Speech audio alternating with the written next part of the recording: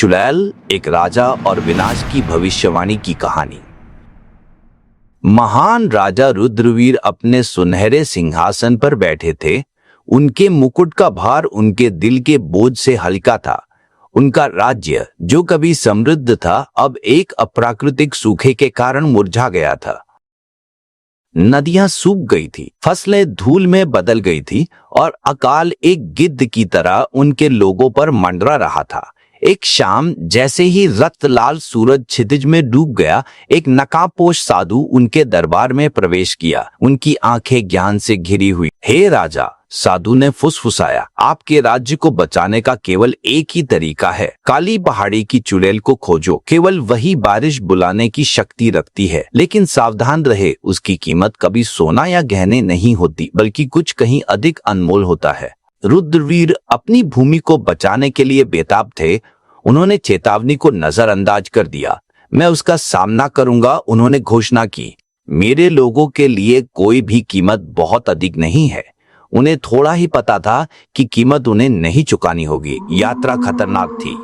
जैसे ही राजा काली पहाड़ी के ऊबड़ खाबड़ रास्ते पर चढ़े, हवा घनी हो गई। आकाश अप्राकृतिक रूप से गहरा हो गया और हवा में फुसफुसाहटें तैरने लगी। मनुष्यों की नहीं, बल्कि लंबे समय से भूली हुई आत्माओं की। चोटी पर हड्डियों और काले पत्थरों का एक खंडहर खड़ा था। बिना ईंधन के आग जल रही थी और वहां टिमटिमाती छायाओं के बीच वह बैठी थी, चुड़ैल। उसका रूप मोहक और भयानक दोनों था। अदम्य सुंदरता की एक महिला, फिर भी उसकी आंखें खोखले शून्यों की तरह जल रही थी। राजा रुद्रवीर, उसने फुसफुसाया। उसकी आवाज एक खंजर के चारों ओर लिपटे रेशम जैसी थी। आप बारिश चाहते हैं? राजा नहीं डगमगाए। हाँ, अपनी कीमत बताओ, वह मुस्कुराई, एक धीमी जानबूझकर भरी मुस्कान। मैं केवल एक वादे के लिए पूछती हूँ, एक साधारण शपथ। रुद्रवीर ने अपनी मुट्ठी भींच ली। क्या शपथ? आग की रोशनी मुड़ी, छायाएं लंबी हो गई और उसकी आवाज एक फुसफुसाहट बन गई जो उसके कान में सरक गई। मुझे वह दो जिसे तुम सबसे ज्यादा प्यार करते हो, जिस पल तुम्हें उसकी जरूरत नहीं होगी। राजा झिझके। वह जिसे सबसे ज्यादा प्यार करता था, उसका राज्य, उसके लोग। लेकिन अगर वे बच जाते तो क्या लिया जा सकता था? उसने खुद को चालाक समझा। मैं कसम खाता हूं, उसने घोषणा की। चुड़ैल की आंखें चमक उठी। उसने प्राचीन शब्द फुसफुसाए और आकाश गरज उठा। बिजली चमकी, बारिश हुई, नदियां भर गई और भूमि खुशी से झूम उठी।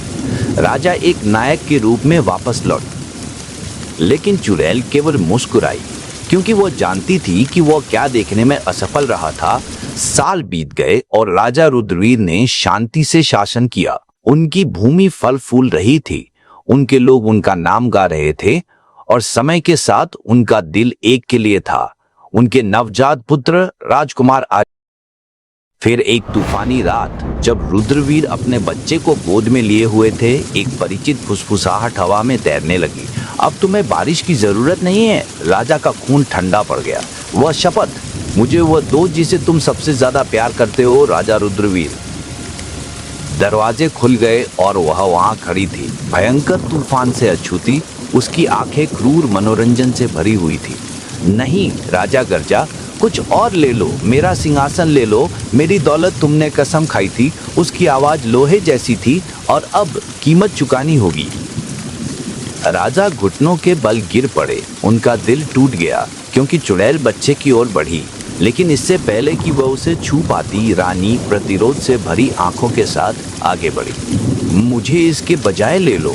चुड़ैल ने अपना सिर झुकाया। फिर वह हंसी, एक ऐसी आवाज जो खून जमा देती थी, एक माँ का प्यार, किसी भी जादू से ज्यादा मजबूत। एक फुसफुसाहट के साथ रानी छाया में गायब हो गई। राजा ने पीड़ा में चीख निकाली। उसके अहंकार का बोझ उसे कुचल रहा था। चुड़ैल उसकी निराशा को देखते हुए झुक गई और फुसफुसाया, एक बार किया गया वादा हमेशा निभाया जाना चाहिए।